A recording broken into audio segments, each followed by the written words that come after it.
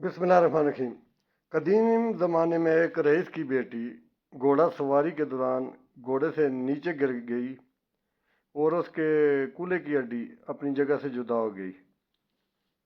لڑکی کے باپ نے بہت سے قیمت سے علاج کروانے کی کوشش کی کہ ہڈی کو واپس اپنی جگہ پر بٹھائے، مگر مصیبت یہ تھی کہ لڑکی کسی حکیم کو اپنا جسم چھونے کی اجازت نہیں دیتی تھی۔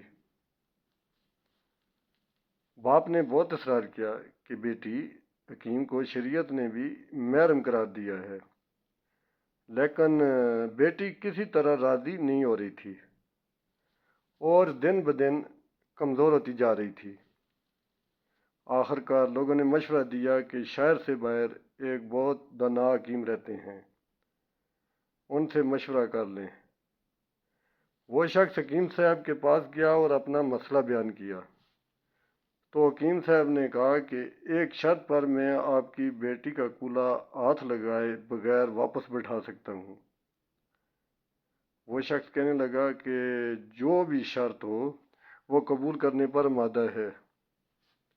حکیم صاحب نے کہا کہ شرط یہ ہے کہ ایک بہت موٹی تازی گائے میرے لیے لا دو تو میں علاج کر دوں گا آپ کی بیٹی کا۔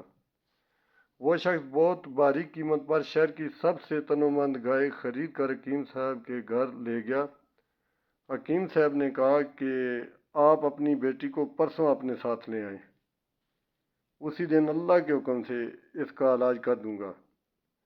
جب وہ شخص چلا گیا تو حکیم صاحب نے اپنے شاگردوں سے کہا کہ 2 دن تک نہ تو گائے کو گھاس کا ایک تنکا ڈالا جائے، نہ پانی کا ایک قطرہ پلایا جائے۔ شاگرد حیران ہوئے کہ اتنی تنومند گائے 2 دن میں بھوک اور پیاس سے مر نہ جائے، لیکن چونکہ استاد کا حکم تھا اس لیے تحمیل کے سوا کوئی چارہ نہ تھا۔ 2 دن تک گائے بھوک اور پیاس کی شدت سے بہت کمزور ہو گئی۔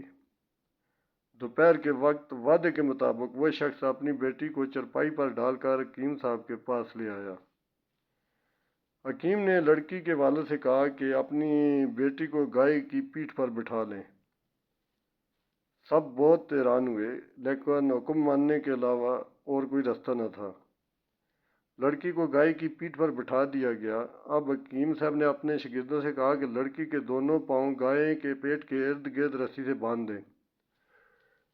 یہ کام ہونے کے بعد حکیم صاحب نے شاگردوں سے کہا کہ اب گائے کے سامنے گھاس اور دوسری خوراک ڈال دو۔ گائے 2 دن کی بھوکی پیاسی تھی، جلدی جلدی کھانے لگی۔ حکیم صاحب نے اس کے سامنے پانی کی بڑی سی بالٹی میں بہت زیادہ نمک ڈال کر بھی رکھ دیا۔ گائے تیزی سے پانی پینے لگی۔ پانی میں نمک کی آمیزش نے پیاس کی شدت اور بڑھا دی تو گائے نے ایک ساتھ بہت سا پانی پی لیا۔